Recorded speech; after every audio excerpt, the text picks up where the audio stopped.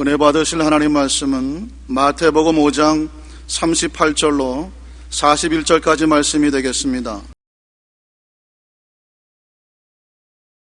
또 눈은 눈으로 이는 이로 갚으라 하였다는 것을 너희가 들었으나 나는 너희에게 이르노니 악한 자를 대적하지 말라. 누구든지 내 오른편 뺨을 치거든 왼편도 돌려대며 또 너를 숭사하여 속옷을 가지고자 하는 자에게 겉옷까지도 가지게 하며 또 누구든지 너로 억지로 오리를 가게 하거든 그 사람과 심리를 동행하고. 아멘. 오늘 저는 여러분과 함께 원수를 극복하는 길이라는 제목으로 말씀을 나누겠습니다. 남아프리카의 흑인 민권 운동가 넬슨 만델라는 백인 정부의 핍박을 받아서 44세 27년의 세월 동안 종신징역을 받아 감옥에서 살았습니다. 젊음의 대부분을 감옥에서 살았으니 그 마음의 고통과 원한이 하늘에 사무쳤을 것입니다. 그러나 그가 44세 감옥에 들어가서 72세에 감옥에서 나와 76세 남아프리카 공화국의 대통령에 당선되었을 때 온 세계가 그를 주목했습니다. 왜냐하면 상식적으로 생각해도 그가 당한 한풀이를 백인들에게 행할 것이라고 생각했기 때문인 것입니다. 그러나 그는 대통령이 되자 곧 용서와 화해를 선언하고 흑백이 함께 어울려 사는 나라로 만드는 데 앞장섰습니다. 그는 가장 성공적으로 원한을 극복한 위인입니다. 원수에 대한 원한을 극복하기란 그리 쉽지 않습니다. 주님이 명하신 원수에 대한 우리의 태도를 우리가 오늘 성경에 알아보고자 합니다. 첫째로 주님은 원수를 갚지 말라고 그랬었습니다. 로마서 12장 17절로 21절에 아무에게도 악으로 악을 갚지 말고 모든 사람 앞에서 선한 일을 도모하라. 할 수 있거든 너희로서는 모든 사람으로 더불어 평화하라. 내 사랑하는 자들아 너희가 친히 원수를 갚지 말고 진노하심에 맡기라. 기록하였을 때 원수 갚는 것이 내게 있으니 내가 갚으리라. 주께서 말씀하시니라. 내 원수가 줄이거든 먹이고 목마르거든 마시오라. 그리함으로 내가 숯불을 그 머리에 쌓아 놓으라. 악에게 지지 말고 선으로 악을 이기라고 말씀하셨습니다. 우리의 상식적으로 생각하면 우리는 원수 갚는 것이 속이 시원하고 좋습니다. 그러나 하나님의 생각으로는 원수 갚는 것은 하나님의 특권이므로 하나님께 맡기고 우리는 원수에게 선을 베풀라고 말한 것입니다. 원수는 하나님이 갚으신다고 성경은 말하고 있는 것입니다. 원수 갚는 권리가 사람에게 있지 않고 하나님께 있다고 말씀하고 있는 것입니다. 그러므로 우리가 하나님 앞서서 원수를 갚으면 하나님의 권리에 대한 침해를 하는 것입니다. 신명기 32장 35절에 보수는 내 것이라 그들의 실족할 그때에 갚으리로다. 그들의 환난의 날이 가까우니 당할 그 일이 속히 임하리라고 말씀하고 있는 것입니다. 그러므로 주님이 우리에게 말씀하시는 것은 우리가 할 일은 원수를 돌보아 주라는 것입니다. 잠언서 25장 21절로 22절에 내 원수가 배고파하거든 식물을 먹이고 목말라 하거든 물을 마시오라. 그리하는 것은 핀 수초로 그의 머리에 놓는 것과 일반이요 야훼께서는 내게 상을 주시리라. 원수에게 우리가 목마르면 마시고 배고프면 먹이면 핀 숯불을 머리에 쌓아두는 것이라 했습니다. 그 숯불이란 하나님의 심판을 말하는 것입니다. 사람은 원수에게 선을 베풀면 베푼 만큼 숯불을 그 원수의 머리 위에 피워놓는 것이기 때문에 숯불을 머리에 이면 숯불이 타들어가지 않습니다. 반드시 하나님이 심판을 베풀겠다는 것입니다. 그러나 원수를 줄일 때 먹이고 목마를 때 마시우게 하면 하나님은 선을 베푼 사람에게 복을 나리어 주겠다고 말씀하시고 계신 것입니다. 1960년 당시 에콰도르의 아우카족은 너무 포악해서 아무도 그들에게 접근하지 않았습니다. 선교사를 지원한 사람들조차 아우카족에게는 가려고 염두도 내지 못했습니다. 그런데 미국의 휘튼 대학을 수석으로 졸업한 짐 엘리어트가 보장된 교수직까지 버리고 복음을 전하기 위하여 아우카족으로 갔는데 얼마 있지 않아요. 그는 아우카족의 공격을 받아 잡혀서 산산이 찢겨서 죽었습니다. 그 시체를 후에 그를 찾아간 사람들이 발견했습니다. 본국에 홀로 남아있던 짐 엘리트의 부인은 그 소식을 듣고 1년간 간호사 훈련을 받은 후에 그 남편이 죽은 곳으로 선교사로 자원해서 나갔습니다. 자신도 남편처럼 그들을 위해 생명을 바치고자 했던 것입니다. 그러나 아우카족에게는 여자를 해치는 것은 비겁한 짓이라는 전통이 있었기 때문에 부인이 와서 그들 가운데 움막을 짓고 사는데 해치지 않았습니다. 부인은 그곳에 사는 동안 늘 한결같이 병자들을 돌보며 헌신적으로 살았습니다. 이 모습을 지켜보는 추장이 하루는 그녀를 찾아와 물었습니다. 당신은 누굽니까? 무엇 때문에 우리를 위해 이렇게 애쓰고 수고합니까? 그러자 부인이 이렇게 대답했습니다. 저는 5년 전에 당신들이 죽인 그 사람의 아내입니다. 당신들은 제 남편을 죽였지만 저는 하나님의 사랑 때문에 여러분을 섬기기 위해서 이곳에 와서 일하고 있습니다. 이 말을 들은 추장은 큰 감동을 받았습니다. 그리고 이 소식은 부족 전체에 전하여져서 부족 전체가 예수 그리스도를 영접하게 된 큰 기적이 일어났습니다. 오늘날 그 부족은 모두 다 예수 그리스도를 믿는 사람들이 되고 말한 것입니다. 원수 갚는 것은 우리의 고난이 아닙니다. 오히려 우리는 원수를 돌봄으로써 사랑으로 악을 이겨야 한다고 성경은 말하고 있는 것입니다. 선을 베풀어서 악을 이겨라. 우리 사람의 본성은 눈은 눈으로, 이는 이로, 주먹은 주먹으로 갚는 것이 본성이요. 그렇게 하면 속이 시원하고 좋습니다. 그러나 하나님은 그렇게 말씀하고 계시지 않습니다. 선을 가지고 악을 압도해서 이겨버려라. 그래야 악의 고리를 꺾을 수가 있다는 것입니다. 악을 악으로 갚으면 계속해서 악이 그치지 않습니다. 미움을 미움으로 갚으면 미움이 끝이 없습니다. 주먹을 주먹으로 갚으면 끝없는 주먹인 것입니다. 그러므로 그 어느 누구가 악의 고리를 꺾어야 되는 것입니다. 잠언서 17장 13절에 누구든지 악으로 선을 갚으면 악이 그 집을 떠나지 아니한다고 말했습니다. 저는 47년간 목회하면서 악을 가지고서 선을 갚는 것을 많이 보았습니다. 많은 사랑을 받고 선함을 받았는데 오히려 악으로 갚는 것을 보았습니다. 그런데 그 이후로 그 집안에 악이 떠나지 않아요. 사랑과 선을 악으로 갚으면 악이 그 집 대문을 떠나지 않아요. 잠언서 24장 17절에 내 원수가 넘어질 때 즐거워하지 말며 그가 엎드러질 때 마음에 기뻐하지 말라고 말했었습니다. 하나님을 믿는 백성은 도대체 원수를 원수로 갚지 말고 선으로 갚아라. 선으로 악을 압도하라. 원수 갚는 것은 하나님의 권리요 고난이기 때문에 하나님의 권리요 고난에 침범하지 말고 하나님께 다 내어 맡겨라. 때가 이르면 하나님이 갚으신다고 했습니다. 시편 37편 1절에 행악자를 인하여 불평하여 하지 말며 불의를 행하는 자를 투기하지 말지어다. 저는 풀과 같이 속히 배임을 밟을 것이며 푸른 채소같이 쇠잔할 것이라고 말했습니다.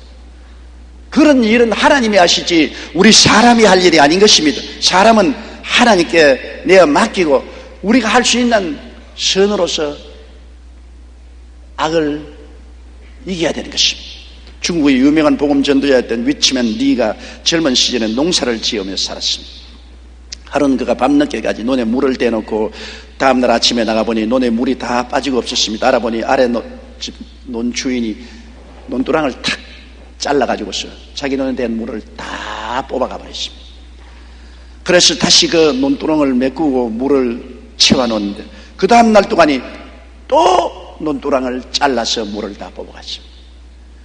분이 치올랐습니다. 그 다음 또 논두랑을 고쳐서 물을 대놓으니까 또 가니 또 논두랑을 잘라서 물을 다 뽑아가 버렸습니다. 계속해서 그렇게 말하니까 마음속에 아주 분이 생겼습니다. 그런데 그 아래쪽 주인을 찾아가서 그는 항의를 했습니다. 어떻게 내가 물을 애써서 퍼서 내 눈에 채워놓은 것을 당신은 수고도 아니하고 도랑을 잘라서 내 눈에 물을 다 가져가느냐? 그럴 수가 있느냐? 항의하니까 그 사람이 잘못했다고 사과를 했습니다. 그런데 집에 돌아와서 기도를 하는데 마음이 편치 않아요. 어찌만 너는 아주 신앙이 좋은 사람입니다. 내가 잘못한 건 없는데 그 사람에게 정정당당하게 항의했는데 왜 마음에 평안이 없는가 하는 게 자꾸 기도하니까, 이 사람아, 너는 보통 사람이 아니고 예수 믿는 사람이 아닌가? 그러니까 자꾸 내 눈에 논두랑을 잘라서 물을 뽑아가거들랑 내가 내 눈에 물을 대기 전에 그 사람 눈에 먼저 물을 가득히 대어주고 난 다음에 내 눈에 물을 대면 안 그럴 거 아니야. 네가 나 일부터 먼저 생각하고 그 사람에 대해서 생각하니까 원망이 생기지 않느냐. 그러니까 마음이 편치 않지 않느냐. 그래서 아이고 하나님 알았습니다. 그는 그 이튿날 아침 일찍 나가서 펌프를 가지고 열심히 물을 퍼서 아랫눈에 물을 찰랑찰랑하게 대주고 난 다음 그 다음 자기 눈에 물을 대니까 그 다음부터는 눈두랑을 안 자르거든. 그런데 아랫눈 사람이 점점 마음이 달라져서 상냥하게 인사도 하고 선물도 가져오고 하더니만 회개하고 온 가족 전체가 다 예수를 믿게 되었다는 간증을 읽어본 적이 있습니다. 악은 선으로 이겨야지, 악을 악으로 갚으면 악이 자꾸 더 성해지고 마는 것입니다. 성경에는 원수를 사랑하라고까지 했습니다. 정말 사랑하는 사람을 사랑하기도 힘든데 원수를 사랑한다는 것은 굉장히 힘들지 않습니까? 그러나 여러분, 하나님께서 우리 사랑한 거 보십시오. 하나님이 세상을 이처럼 사랑했다고 했는데 세상 사람이 하나님을 반역하고 거역하고 배반하고 대적했는데도 불구하고 하나님은 우리를 위해서 독생자를 주셨어요. 우리를 구원하시려고 하시고, 예수님이 십자가에 못 박혔을 때 당신을 십자가에 못 박고 침을 뱉고 머리를 흔들며 욕하는 사람들에게 주님은 축복을 해 주었습니다. 하나님, 저들이 알지 못해서 저러니 저들의 죄를 저들에게 돌리지 말아 주시옵소서. 도저히 인간으로는 상상할 수 없는 일을 하셨습니다. 그렇기 때문에 주님께서는 주를 구주로 모시고 주를 따라오는 사람에게 주님처럼 살아보라는 것입니다. 우리 힘으로는 안 돼요. 저는 매일같이 주기도문을 외웁니다. 하늘에 계신 우리 아버지 이름이 거룩히 여김을 받으시며 나라에 임하옵시며 뜻이 하늘에서 이룬같이 땅에서 이루어지이다. 오늘날 우리에게 일용할 양식을 주옵시고, 거기까지는 하기 쉬운데 그 다음에 우리가 우리에게 죄 지은 자를 사하여 준 것 같이 우리 죄를 사하여 주옵소서. 그 말은 안 나와요. 하나님, 내게 죄 지은 사람 내가 용서해 주기가 너무나 힘이 듭니다. 그러니까 하루 주님 성령께서 말씀하기를 십자가를 끌어안고 보라. 너 힘으로는 용서 못하는 것은 당연한 이치다. 사람이 어떻게 자기에게 죄 지은 자, 상처 입은 자를 용서해 줄 수 있느냐. 그러나 십자가를 끌어안고 보라.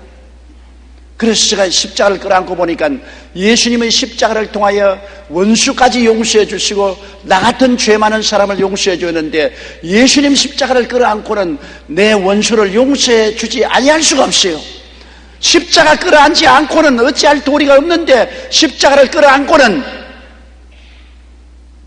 주께서 나를 용서해 주시옵소서. 그러니 나도 다른 사람을 용서해 줄 수밖에 없습니다. 내가 다른 사람을 용서한 것처럼 용서해 주시옵소서. 그 기도를 할 수밖에 없었습니다. 십자가 힘을 의지하지 않고는, 우리 인간의 힘으로는 원수를 용서하고 사랑할 수가 없어요. 예수님 때문에 그렇게 하는 것입니다. 예수님의 능력으로 그렇게 되는 것입니다. 누구든지 할 수 있습니다. 왜? 나의 힘으로 되는 것이 아닙니다. 예수님의 능력으로 되는 것이기 때문인 것입니다. 마태복음 5장 44절로 48절에 나는 너희에게 이르노니 너희 원수를 사랑하며 너희를 핍박하는 자를 위하여 기도하라. 이같이 한즉 하늘에 계신 너희 아버지의 아들이 되리니 이는 하나님이 그 해를 악인과 선인에게 비추게 하시며 비를 의로운 자와 불의한 자에게 내리우심이니라. 너희가 너희를 사랑하는 자를 사랑하면 무슨 상이 있으리랴. 세리도 이같이 아니하느냐. 또 너희가 너희 형제에게만 무난하면 남보다 더하는 것이 무엇이냐. 이방인들도 이같이 아니하느냐. 그러므로 하늘에 계신 너희 아버지의 온전하심과 같이 너희도 온전하라. 이러한 말씀들은 굉장히 읽으면 마음에 갈등이 생깁니다. 왜냐하면 우리는 아담의 자손으로서 너무나 자기 중심으로 인생을 살아왔습니다. 내 길로 인생을 살아왔어요.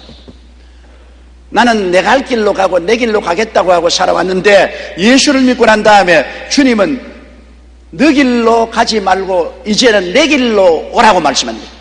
우리 인생의 길을 버리고 예수님의 길을 따라가려고 하니까 갈등이 생기지 아니할 수 없습니다. 굉장한 갈등이 생깁니다. 야곱이 야복강에서 천사와 씨름했습니다. 그건 왜냐? 야곱은 자기를 죽이려 오는 형들을 피해서 처자와 재산 다 내버리고 달아나려고 했었습니다. 그게 자기 길입니다. 야곱의 길은 달아나려고 하는데 밤에 주님의 사자가 나타나서 처자에게로 돌아가라는 것입니다. 강을 건너서 돌아가라. 그것이 하나님의 길이라는 것입니다. 야곱은 자기 길로 도망치려고 하고 하나님은 돌아가서 처자와 함께 살아도 같이 살고 죽어도 같이 죽고 책임을 지라고 하나님 길로 가라니까 씨름이 붙었습니다. 야곱은 자기 길로 가라고, 하나님은 하나님 길로 가라고 서로 씨름이 붙어서 밤새도록 씨름했습니다. 아침이 될 때 하나님이 안 되니까 환두뼈를 쳐버렸습니다. 쩔름바리가 되어 쓰러지니까 이젠 도망칠 수 없으니까 그가 하나님께 항복하고 하나님 길로 가겠다고 복을 달라고 기도해 부르짖었습니다. 하나님의 길로 간다는 것이 쉽지 않습니다. 그런데 우리가 성경을 읽으면 여태까지 우리 길로 살았는데 하나님이 우리 길을 버리고 하나님 길로 가라고 하니 우리는 마음속에 갈등을 느낍니다. 주님과 씨름을 할 수밖에 없습니다. 그러나 우리의 신앙생활을 통해서 점점 내 길을 버리게 되고 하나님 길을 쫓게 되는 것입니다. 하루아침에 이것이 안 돼요. 우리의 삶 속에 하나님과 반드시 씨름을 하게 되고 많은 상처를 입고 환두뼈가 어그러지는 체험을 하면서 점점 내 길을 버리고 주님의 길을 따라가게 되는 것입니다. 원수를 사랑한다는 것, 여러분, 그것은 내 길이 아닙니다. 내 길은 원수를 보복하는 것입니다. 원수를 갚는 것입니다. 원수를 짓밟는 것입니다. 그것이 내 길입니다. 그러나 주님은 너 길로 가지 말고 내 길로 오너라. 내 길은 원수를 복비려 주라. 축복해 주라. 선으로 싹을 이겨라. 아마 이 성경을 읽을 때 성경을 그냥 뛰어넘어가려고 한 사람 많을 것입니다. 너무 힘이 드니까.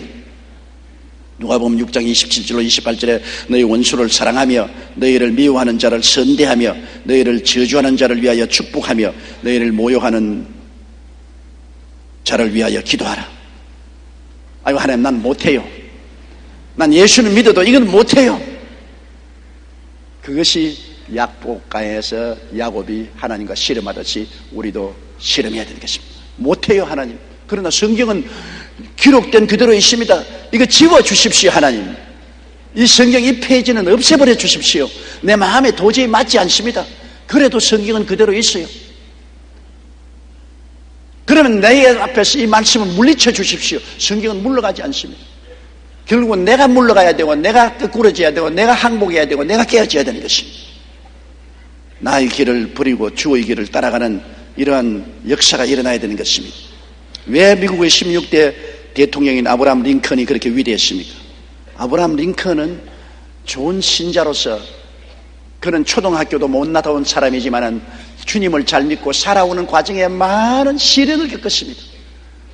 고생을 많이 해서 그를 통해서 자기 길을 버리고 하나님 길을 따라가는 사람으로서 대통령이 된 것입니다. 시련과 고난 없이 자기 길을 버리지 않습니다. 편안한 사람은 다 자기 길로 가요. 고난을 당할 때 자기 길을 버리고 하나님 길을 택하지요. 아브라함 링컨이 대통령이 되었을 때는 많은 삶의 시련을 통해서 이미 자기 길을 버린 사람입니다. 그는 하나님의 길로 가는 사람이기 때문에 위대한 대통령이 되었습니다. 아브라함 링컨이 대통령에 입후보했을 때 일입니다. 그의 정적 중에 스탠턴이라는 사람이 있었는데 그는 선거기간 내내 링컨을 중상모략하고 없는 말을 만들어 비방했습니다. 심지어는 링컨의 생김새를 문제 삼아서 제 원숭이 같이 생긴 새끼라고 말했습니다. 그렇게 모욕을 당하고 짓밟힘을 당했습니다. 그러나 그러함에도 불구하고 링컨은 대통령으로 당선되고 난 후에 스탠턴을 육군 장관이라는 요직에 임명했습니다. 링컨의 측근들은 그토록 링컨을 모함하던 스탠턴에게 육군 장관이라는 중요한 자리를 내어준 것에 거세게 반발했습니다. 그러나 링컨은 이렇게 대답했습니다. 그는 나의 강한 원수이기 때문에 보다 강한 사랑을 보내지 않으면 안 됩니다. 그리고 비록 그가 내게는 원수일지라도 미국 국민에게는 원수가 아니지 않습니까?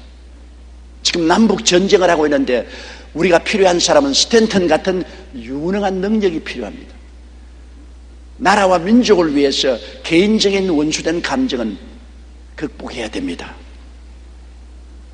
이후 육군 장관으로 임명된 스탠턴은 링컨 대통령에게 없어서는 안 될 충실한 장관이 되었습니다. 미국의 발전에 많은 공헌을 했습니다. 링컨이 세상을 떠났을 때도 누구보다도 슬퍼했던 사람이 바로 이 스탠턴이었습니다. 그는 링컨의 시신 앞에서 이 세상에서 가장 위대한 별이 떨어졌다고 통곡했습니다. 만일 링컨 대통령이 원수를 그대로 미워했다면 그 두 사람은 영원한 원수가 되어서 서로 원한을 풀지 못한 채 무덤 속에 들어가고 말았을 것입니다. 여러분, 우리가 기억해야 될 것은 악을 이기는 것은 오직 선입니다. 선만이 악의 고리를 꺾을 수 있지 악으로서 악의 고리는 꺾어지지 않습니다. 선으로서 악을 이겨야 되는 것입니다. 서양의 격언에 이런 말이 있습니다. 선을 악으로 갚는 것은 악마의 일이요, 악을 악으로 갚는 것은 사람의 일이요, 악을 선으로 갚는 것은 하나님과 같은 행동이다. 그러므로 우리가 악을 선으로 갚으라는 것은 우리 길이 아니고 하나님의 길입니다. 예수님의 길입니다. 악을 악으로 갚는 것은 마귀가 하는 짓이고 보통 사람이 하는 짓인 것입니다. 그러나 악을 선으로 갚는 것은 하나님의 일입니다. 우리 주님이 하는 일이고 주의 백성들이 바로 따라가야 될 길이 바로 그 길인 것입니다. 둘째로, 그러면 우리가 원수에게 공격을 당할 때 가만히 있으면 원수가 와서 우리를 다 물고 찢을 것이 아니겠는가, 그런 생각을 우리가 하는 것입니다. 그러나 실제는 그렇지 않습니다. 우리가 원수를 우리 힘으로 갚지 않고 저항하지 않을 때 우리를 위해서 대신 싸워주시는 분이 하나님인 것입니다. 원수 갚는 것이 내게 신이 내가 갚으리라. 하나님의 때 하나님의 방법으로 원수를 갚겠다는 것입니다. 원수를 안 갚는 것 아닙니다. 하나님도 원수 갚습니다. 하나님 최후 심판 때 사탄과 그 사자들을 불과 유황으로 타는 못에 던지지 않습니까? 마지막 심판 때 주를 반역하고 거역한 사람들을 모두 다 불과 유황으로 타는 못에 던지지 않습니까? 하나님은 오래 참으시고 오랫동안 자비와 긍휼을 베푸시는 하나님이시지 전혀 원수를 그대로 내버려 놓는 것은 아닙니다. 하나님은 우리가 어리석게 원수를 갚을까 싶어서 원수 갚는 것을 하나님이 갚을 때이니까 우리가 하는 일은 선을 베풀라는 것입니다. 원수에게 공격당할 때 어떻게 할까요? 시편 91편 1절로 3절에 지존자의 은밀한 곳에 거하는 자는 전능하신 자의 그늘 아래 거하리로다. 내가 야훼를 가리켜 말하기를 저는 나의 피난처요 나의 요새요 나의 의리하는 하나님이라 하니 이는 저가 너를 새 사냥꾼의 올무에서와 극한 연병에서 건지실 것입니다. 저는 매일같이 이 성경을 외웁니다. 하나님이여, 하나님은 나의 피난처요 나의 요새요 나의 의리하는 하나님이시라니 저가 나를 새 사냥꾼의 올무에서와 극한 연병에서 건지실 것입니다. 매일 이 성경을 외웁니다. 왜? 이 말씀이 있기 때문에 우리가 마음의 평화를 누리고 원수를 갚지 않게 되는 것입니다. 원수가 한 길로 왔다가 7길로 도망치는 것은 나 때문에 그런 것이 아니라 주께서 나의 피난처요 나의 요새요 나의 의리하는 하나님이 되시기 때문인 것입니다. 하나님이 함께 계시면 요셉의 마른 우물이 그의 무덤이 되지 않습니다. 요셉이 형들에게 양식을 가지고 갔는데 그 음식을 빼앗고 난 다음 형들은 달라들어서 저놈의 꿈이 어떻게 되는가 보자고 잡아서 마른 우물에 던져 넣었습니다. 거기에서 굶주리고 목말라서 죽도록 만들어버렸습니다. 형들이 원수가 되어서 요셉을 죽이려고 했으나 그러나 하나님이 같이 계시면 원수의 마음대로 되지 않는다는 것입니다. 그걸 알아야 됩니다. 형들은 요셉을 완전히 죽이기로 작정했고 그 광야에서 아무도 보지 않는데 형들의 손에서 마른 우물에 던졌으니 그는 죽을 수밖에 없습니다. 그러나 원수의 마음대로 되지 않습니다. 왜? 요셉은 하나님을 믿는 사람이요 하나님 앞에서 꿈과 믿음을 가진 사람인 것입니다. 그러니까 하나님이 그때 미디안 상고들이 지나가게 했습니다. 그리고 형들의 마음속에 욕심이 생겼어요. 저놈을 우물에 빠뜨려 죽이지 말고 미디안 상고에게 우리 은 20냥으로 팔아먹고 종으로 보내버리고 말자. 그 생각은 하나님이 그들에게 집어넣어 준 생각인 것입니다. 그래서 요셉을 마른 우물에서 끄집어내어서 은 20냥을 받고 종으로 애굽에 팔아버렸었습니다. 원수가 요셉을 죽이려고 했으나 원수의 마음대로 되는 것 아닙니다. 하나님이 배후에서 역사하고 있기 때문에 그런 것입니다. 창세기 50장 20절에 먼 훗날 요셉이 애굽의 국무총리가 되고 난 다음에 그 앞에 엎드린 형들을 보고 말했습니다. 당신들은 나를 헤아려 하였으나 하나님은 그것을 선으로 바꾸사 오늘과 같이 만민의 생명을 구원하게 하시려 하였나니. 악을 선으로 바꾸는 하나님이 우리에게 같이 계신 것입니다. 운명을 바꾸는 하나님이 우리의 피란처여 요새여 의리하는 하나님인 것입니다. 그 하나님을 배경으로 삼고 우리가 의지하고 있기 때문에 원수 마음대로 안 됩니다. 원수가 마음대로 우리를 도적질하고 죽이고 멸망시킬 수 있나요? 우리 하나님이 우리를 지키고 있는데요. 여러분 항상 생각하십시오. 원수가 공격할 때 최악을 최선으로, 비극을 희극으로, 악을 선으로 바꾸는 하나님이 가신 것입니다. 이스라엘 백성이 홍해 앞에 갇혔을 때 그들은 절망이요, 애굽의 군대들은 이스라엘이 이제는 갈 길이 없게 되었다고 생각했을 때, 최악의 경우인데 하나님은 그것을 최선으로 바꾸었습니다. 홍해가 갈라지고 이스라엘 백성이 건너가고 홍해를 따라오다가 물이 덮여서 애굽 군대가 다 죽었습니다. 최악을 최선으로 바꾸는 하나님입니다. 이스라엘이 어리석게 그들의 힘으로 애굽의 바로와 초강대국 군사들과 싸우려고 했더라면 전멸당했을 것입니다. 그들은 원수 갚는 것을 하나님께 맡겼습니다. 하나님께 의탁했습니다. 하나님이 우리를 위하시면 누가 우리를 대적하리요? 그 아들을 아끼지 않고 우리에게 주시니까 그 아들과 함께 무엇을 선물로 주지 아니하시겠느냐. 하나님은 죄악을 최선으로 바꾸시는 것입니다. 절망을 소망으로 바꾸는 것입니다. 죽음을 생명으로 바꾸는 것입니다. 하나님이 함께 계시면 느부갓네살의 분노의 불풀무가 사드락과 메삭과 아벳니고를 태우지 못했습니다. 바빌론이 느부갓네살 왕은 천하의 대왕이었습니다. 공중에 나는 새도 떨어뜨려요. 그 권세 앞에 아무도 입을 열 수 없었습니다. 생사 여탈권이 그의 손에 있었습니다. 그가 두라평지에 금 우상을 만들고 모든 문무백관을 다 불러서 그 상랑식에 절을 하겠습니다. 그런데 그 상랑식에 사드락과 메삭과 아벳느고 유대에서 잡혀온 바벨론도의 장관들은 절을 안 했습니다. 그 결과로 왕이 분노해서 그들을 호령했습니다. 내가 다시 기회를 줄 테니 내가 만든 우상에 음악에 연주할 때 절하라. 그들은 우리는 절대로 절을 하지 않겠습니다. 그러면 7배나 더 뜨거운 풀무불에 던져내겠다. 그러면 하나님이 우리를 건져내 주실 것이지. 또 건져내 주지 않을지라도 절 안 합니다. 단호하게 거부했습니다. 느부갓네살은 분에 불불 떨면서 풀무불을 7배나 더 뜨겁게 하라 했습니다. 얼마나 불이 뜨거웠던지 풀무불을 지피는 군인들이 다 죽었습니다. 모든 사람들은 사드락과 메삭과 아벳느고가 이제는 끝장났다고 생각했습니다. 그러나 사드락과 메삭과 아벳느고를 불풀무에 던져넣었는데 보니까 제 넷째뿐 사람이 와서 함께 사드락과 메삭과 아벳느고와 손을 잡고 춤을 추고 있었습니다. 사드락과 메삭과 아벳느고에게 묶였던 모든 밧줄은 탔지만은 그들은 옷도 머리카락도 타지 않았습니다. 느부갓네살이 너무 놀라서 하나님의 종 사드락과 메삭과 아벳느고요, 불에서 나오라. 나와서 보니까 불탄 냄새도 안 나고 흔적도 없었습니다. 그때 왕이 고백했습니다. 다니엘서 3장 28절에 그가 그 사자를 보내서 자기를 의리하고 그 몸을 버려서 왕의 명령을 거역하고 그 하나님 밖에는 다른 신을 섬기지 아니하며 그에게 절하지 아니한 종들을 구원하셨도다. 그 울분을 품은 왕조차 무릎을 꿇었습니다.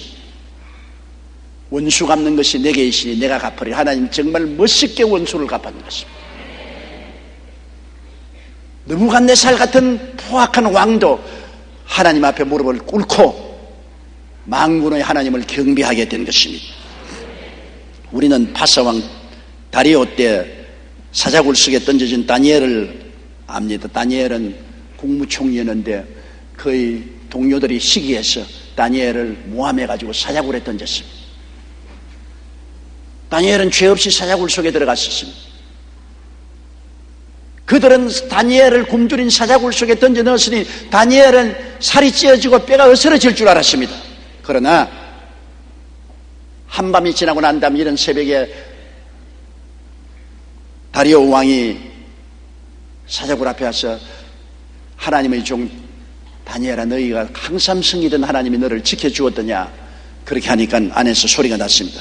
다니엘서 6장 22절 23절에 나의 하나님이 이미 그 천사를 보내어 사자들의 입을 봉하셨으므로 사자들이 나를 상해치 아니하였사오니 이는 나의 무지함이 그 앞에 명백하오며 또 왕이여 나는 왕의 앞에도 해를 끼치지 아니하였나이다. 왕이 심히 기뻐서 명하여 다니엘을 굴에서 올렸단 말이었습니다. 원수가 아무리 죽이려고 해도 하나님이 같이 계시면 죽일 수가 없습니다. 오히려 그 기회가 더 성급하는 기회가 되는 것입니다. 사드락과 메삭과 아벳느고도 불풀무 이후에 그 계급이 높아졌습니다. 다니엘은 파사에서 임금 다음가는 높은 자리에 올라가게 된 것입니다. 하나님이 우리를 위하시면 누가 우리를 대적하겠습니까? 여러분, 원수 갚는 것이 우리에게 있지 않고 하나님이 갚는데, 하나님이 갚으실 때는 멋있게 갚으시는 것입니다. 우리에게처럼 피투성이로 갚지 않습니다. 멋있게 원수를 굴복시키시고 영광을 더하는 역사를 베풀어 주시는 것입니다. 시편 91편 4절로 8절 우리 다 같이 소리내 읽어보십시다. 저가 너를 그 깃으로 덮으시리니 내가 그 날개 아래 피하리로다. 그의 진실함은 방패와 손방패가 되나니 너는 밤에 놀램과 낮에 흐르는 살과 흑암 중에 행하는 연병과 백주에 황폐케 하는 파멸을 두려워 아니하리로다. 천인이 내 곁에서 만인이 내 우편에서 엎드려지나 이 재앙이 내게 가까이 못하리로다. 오직 너는 목도하리니 악인의 부흥이 내게 보이리로다. 그렇기 때문에 우리가 하나님을 의리하고 원수에게 선을 베풀라는 것입니다. 선을 베풀므로 우리는 하나님께 복을 받을 수 있는 조건이 되고, 선을 베풀었기 때문에 하나님은 원수에게 보복할 수 있는 조건이 되는 것입니다. 우리가 원수를 갖고 피투성이가 되면 하나님이 우리에게 상 줄 수 있는 조건도 없고 하나님이 원수에게 보복할 수 있는 조건도 없어지는 것입니다. 원수에게 선을 베푸니 얼마나 아름답습니까? 우리에게 복을 줄 수 있는 조건이 되지 않습니까? 또 우리가 원수에게 복을 베풀고 선을 베푸는데도 원수가 계속 대적하기 때문에 하나님이 원수를 심판할 수 있는 조건이 되지 않습니까? 하나님은 주무시는 하나님이 아니십니다. 무책임한 하나님이 아니십니다. 하나님이 얼마나 값비싸게 우리를 샀습니까? 그 아들을 주시고 우리를 샀습니다. 그 몸을 찢고 피를 흘려서 우리 값주고 사는데 보통 우리 귀한 존재가 아닙니다. 그렇게 호락호락하게 하나님이 던져버릴 존재가 아닌 것입니다. 스코틀랜드의 독립운동가였던 로버트 브루스는 참으로 신앙이 좋은 분이었습니다. 그러나 그는 스코틀랜드가 영국에서 독립하기 위해서 독립운동을 하다가 영국 군인들이 그를 끊임없이 죽이려고 따라다녔습니다. 하루는 그가 정적들에게 쫓겨서 달아나다가 너무 급한 나머지 산속의 작은 동굴로 뛰어들어갔습니다. 더 이상 피할 곳이 없었습니다. 그는 동굴 벽에 몸을 붙이고 숨을 죽이고 있었습니다. 그러면서 기도했습니다. 하나님, 나는 피할 곳이 없습니다. 뒤에 내 원수들이 따라오는데 난 동굴 속에 들어왔는데 이제는 죽을 수밖에 없습니다. 하나님, 나를 지켜주십시오. 그런데 조금 후 그를 쫓던 사람들의 발자국 소리가 들렸습니다. 그들은 동굴 앞에 멈추어서는 서로 대화를 주고받았습니다. 설마 여기 숨지는 않았겠지? 아니야, 들어가 보자. 야, 사람이 여기 들어간 흔적이 없지 않아? 어떻게 알아? 하긴 여기 숨어있으면 입구가 이렇게 거미줄이 쳐 있을 리가 없지. 그러면서 산을 내려가 버렸습니다. 꼼짝없이 잡혀왔다고 생각하던 로버트는 산을 내려가는 그들의 발자국 소리를 듣고 동굴 입구로 나오니까 순간적으로 하나님이 수백 마리의 거미를 보내가지고서 동굴 앞에 거미줄을 쳐버렸어요.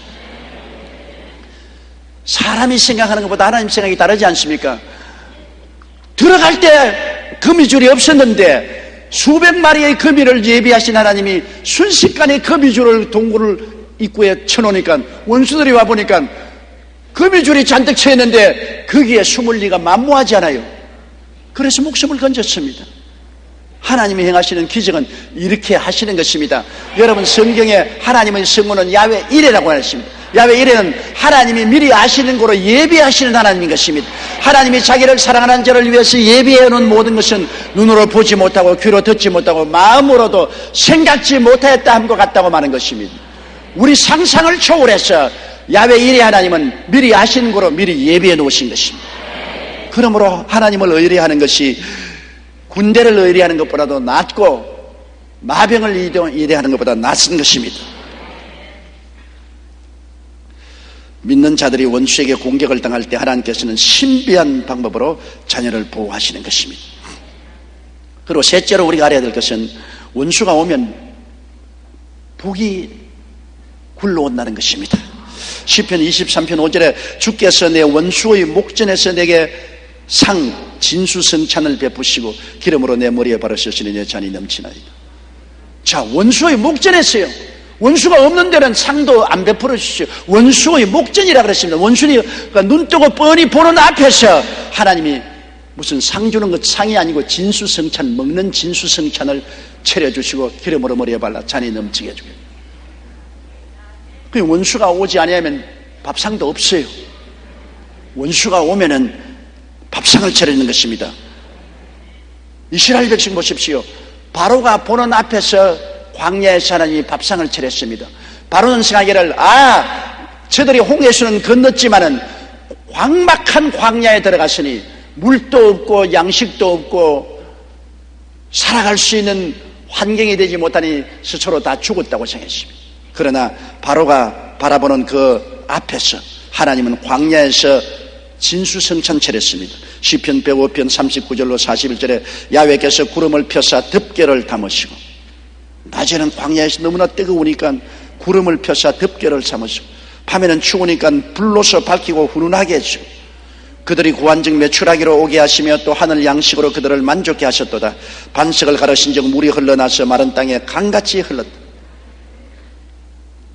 바로의 눈앞에서, 바로는 그들이 광야로 갔으니 낮에는 너무나 뜨겁고 밤에는 너무나 추우니 타 죽고 얼어 죽고 굶어 죽을 줄 알았는데, 낮에는 구름 기둥으로 구름 덮개로 덮어주시고 밤에는 뜨끈뜨끈한 화염이 일어나서 훈훈하게 만들어주시고 메추라기를 보내 먹게 하시고 만나를 보내어서 양식을 삼아주시고 바위를 터져서 물이 나오게 하시고 원수의 목전에서 진수성찬 차리신 것입니다. 예수 그리스도는 어제나 오늘이나 영원토록 동일하시고 대개 하나님은 변혁지 아니하십니다. 우리가 광야 생활을 한다고 안 믿는 사람들이 저는 이제는 예수 믿고 저렇게 살다가 죽을 것이라고 생각하는데 안 죽습니다. 원수의 목전에서 진수성찬 차려주시는 것입니다. 원수가 오지 아니하면 진수성찬 안 차리지만은 원수의 기대를 충족하지 않기 위해서 하나님 우리에게 진수성찬 차려주시고 머리에 기름을 발라주시는 것입니다. 기름이란 뭡니까? 기름 바르면 능력이 생기는 것입니다. 삼손에게 기름을 부어주시니 사사기 14장 6절에 삼손이 야훼의 신에 크게 감동되어 손에 아무것도 없어도 그 사자를 염소새끼 찢음같이 찢었다고 하죠. 사자가 덤벼드니까 염소새끼 잡듯이 쫙 찢어버렸습니다. 기름 부으심이란 능력을 말하는 것입니다. 원수가 오면은 원수를 대적할 수 있도록 하나님이 기름을 부어주시는 것입니다. 성령의 기름이 부어셔서 능력을 더하여 주신다. 그리고 기름 부으심이라는 것은 기쁨입니다. 기름 부음이 오면 마음에 기쁨이 넘치나요. 원수가 오면 원망하고 불평하고 탄식하고 좌절하고 우울할 줄 아는데 원수 앞에 성령의 기름을 부어서 마음이 기쁨에 들뜨게 하는 것입니다. 이사야 61장 3절에 무릇 시온에서 슬퍼하는 자에게 화관을 주어 그 죄를 대신하며 희락의 기름으로 그 슬픔을 대신한다. 기름을 부으면 희락이 와요. 성령의 기름이 오면 마음이 기뻐지지 않아요. 우리 이 세상에 살면서 가장 큰 힘이 마음의 힘입니다. 마음의 힘을 잃어버리면 육체가 아무리 건강한 장사라도 쓰러지고 말아요. 엘리야가 낙심하니까 로뎀나무 밑에서 이제 넉넉하니 죽여달라고 했었습니다. 마음의 힘은 성령의 기름 부음으로 오는 것입니다. 그렇기 때문에 우리가 항상 기도할 때 하나님 내 마음에 성령으로 기름 부어서 기쁘게 하여 주시옵소서. 기뻐야 주부도 행복하게 가정일을 돌볼 수 있고, 기뻐야 남편도 가장도 가족을 위해서 열심히 일할 수 있고, 기쁨이 있어야 자녀들도 건강하고 잘 자라고 공부도 잘합니다. 마음의 기쁨은 우리에게 굉장한 보화인 것입니다. 돈 많다고 기뻐지는 것 아니에요. 지위가 높아졌다고 기뻐하는 것도 아니에요. 돈 많은 부자도 자살하지 않아요. 높은 지위에 있는 사람도 자살하지 않아요. 하나님의 성령이 오시면 기쁨이 오는 것입니다. 그러므로 구해야 돼요. 구하라 주실 것이요 찾으라 찾을 것이요 문을 두드려야 열릴 것이요. 너희가 없는 것은 구하지 않으면. 오늘 사람들이 영혼의 기쁨을 구하지 않습니다. 하나님이여 내 영혼에 복을 주어서 기쁘게 하여 주십시오. 야곱이 야복 나루터에서 환두뼈가 으부러졌을 때 하나님의 사자를 붙잡고 내게 복을 주시옵소서. 내게 복을 주지 아니하면 당신을 놓지 않겠나이다. 얼마나 붙잡고 부르짖었던지 하나님이 내 이름이 무엇이냐? 야곱입니다. 야곱은 사기꾼 내 길로 가는 사람. 내 이름을 이스라엘이라. 하나님과 다투고 이긴 자. 얼마나 부르짖었던지 하나님이 그에게 복을 안 줄 수가 없었습니다. 하나님이 내 손들었다 복 주게만. 너 이스라엘 하나님과 다투어서 이긴 자는. 우리에게 하나님께 복을 달라고 부르짖어야 되는 것입니다. 복은 달라고 해야 주지. 안 달라고 하는데 복 준 사람은 봤어요. 복 달라는 것 절대로 잘못된 것 아닙니다. 어떠한 사람들이 예수 믿는 것은 복 받는 것이 아니라고 말하는데 그런 엉터리가 어디 있어요. 우리 영혼의 복이 제일 큰 복입니다. 마음의 기쁨과 평안, 마음의 사랑, 이러한 마음에 넘치는 복이 있으면 여러분 어떠한 역경도 이겨나갈 수가 있어요. 기쁨과 평안과 사랑 같은 마음에 넘치는 복이 있으면 가정도 잘 꾸려나갈 수 있고 사업도 잘할 수 있습니다. 매일같이 하나님의 내 영혼에 복을 주시옵소서. 내 영혼에 기름 부어서 희락의 기쁨으로 넘치게 채워주시옵소서. 시편 30편 11절에 주께서 나의 슬픔을 변하여 춤이 되게 하시고 나의 베옷을 벗기고 기쁨으로 띠띠우셨나이다. 이게 예수 믿는 사람들이 얻을 수 있는 상속입니다. 하나님이 우리에게 주신 상속이에요. 안 믿는 사람은 기쁨을 구할 수 있는 곳이 어디 있어요? 술 먹고 아편, 담배, 육체적인 향락, 이러한 것은 여러분 순식간에 사라집니다. 하나님이 우리에게 주신 분깃은 바로 하나님 앞에서 성령으로 말미암아 기쁨을 주신다. 원수들이 와서 우리를 두렵게 하고 좌절하게 하고 낙심하려고 하는데 원수 앞에서 기쁨이 넘쳐난다. 그래서 힘이 넘쳐나는 것입니다. 생기가 넘쳐나는 것입니다. 그리고 그 다음에는 잔이 넘치게 한다. 잔이 넘친다는 것은 만족한 삶을 말하는 것입니다. 잔이 조금밖에 안 채인 것, 잔이 찰랑찰랑하는 것 아니고 넘쳐나니까 만족하고 나누는 삶을 사는 것입니다. 우리 예수 믿는 사람이 왜 이웃과 나눕니까? 우리가 절망적인 사람이 예수 믿고 소망을 얻게 된 것입니다.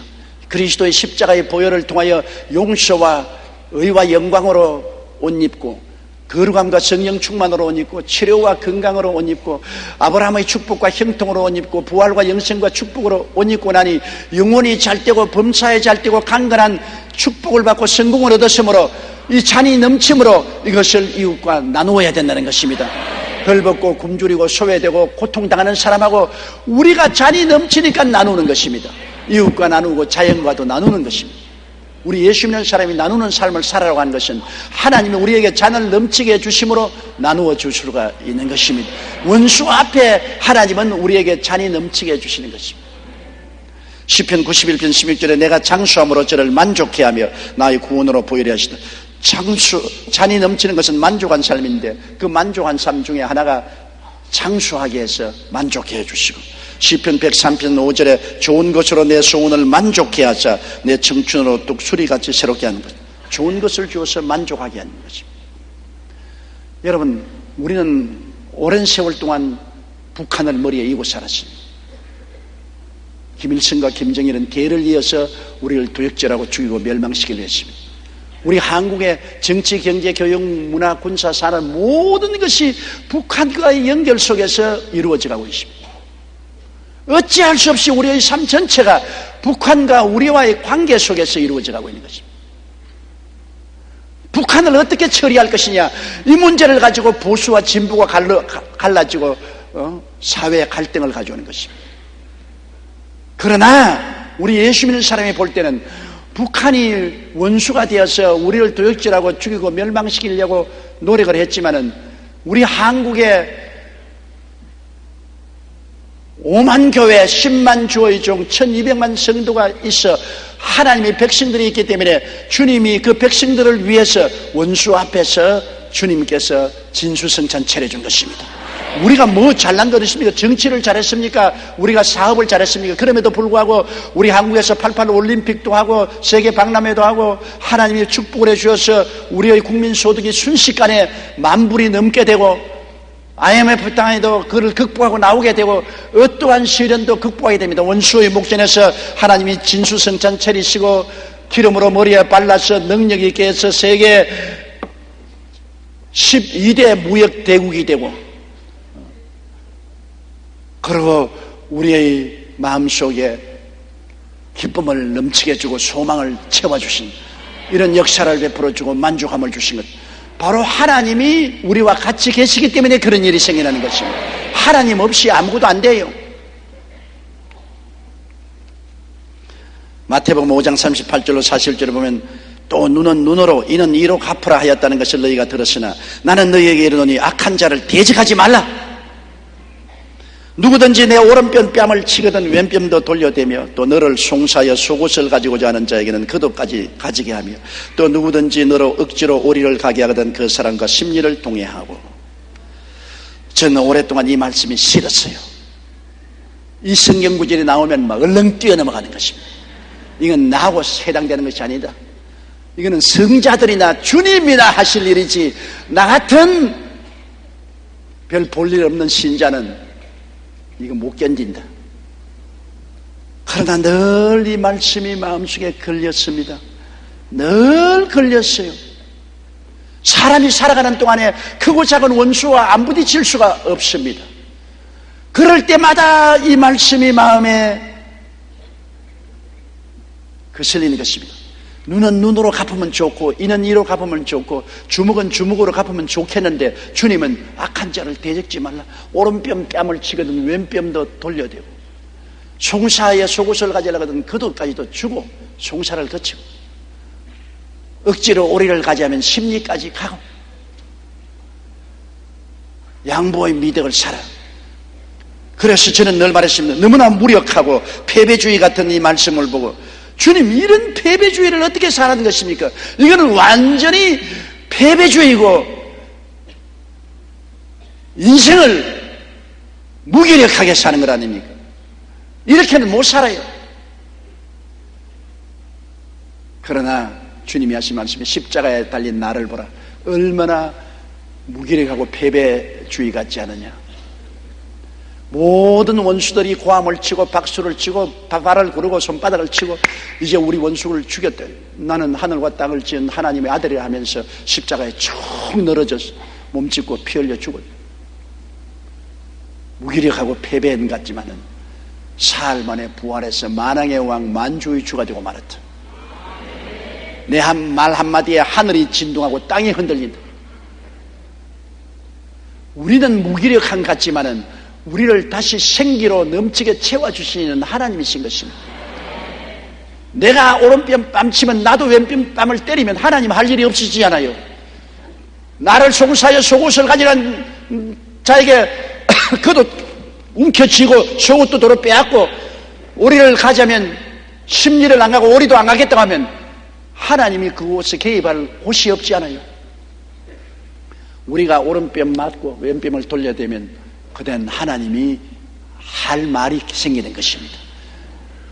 속옷을 빼앗을 때 그도까지 주고 나면 하나님이 개입할 수 있는 여지가 생겨나요. 오리를 가져갈 때 심리까지 내가 가면 그 다음에 하나님이 간섭할 수 있는 공간이 생기는 것입니다. 하나님 보아라. 내 백성 내 자녀 보아라. 네가 오른뺨을 친 왼뺨도 돌려대지 않느냐. 겉옷을 달라 속옷을 달는데 겉옷도 주고 오리를 가지고 심리 가지 않느냐. 그러므로 내가 내 백성에게 복을 주는 것이 마땅하고 내가 내 백성을 대신해서 너에게 벌을 주는 것이 마땅하지 않느냐. 하나님이 간섭할 수 있는 길이 열리는 것입니다. 그러기 때문에 우리 예수 그리스도 믿는 신앙은 패배주의가 아닙니다. 무기력자가 아닌 것입니다. 우리 같은 큰 행보를 함으로 말미암아 인생에 하나님이 와서 개입할 수 있는 길을 열어주는 것입니다.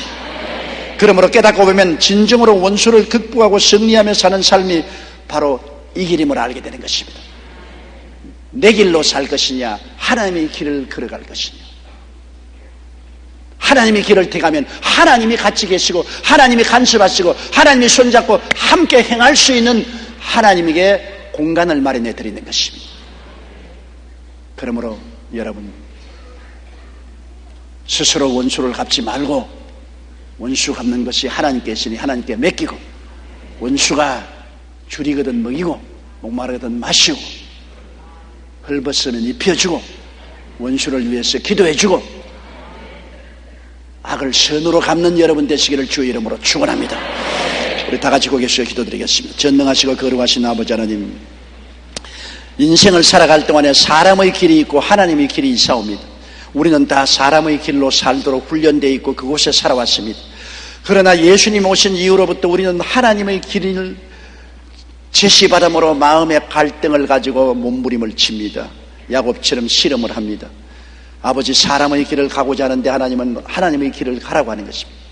사람처럼 이는 이로 눈은 눈으로 주먹은 주먹으로 갚으라고 하는데 하나님은 사랑으로 보답하라고 말합니다. 우리 아버지여, 우리는 하나님의 길을 받아들이게 도와주시옵소서.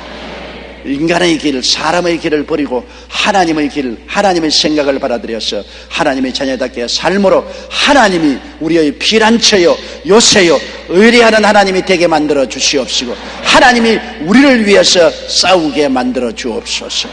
예수님 이름으로 기도드리옵나이다. 아멘.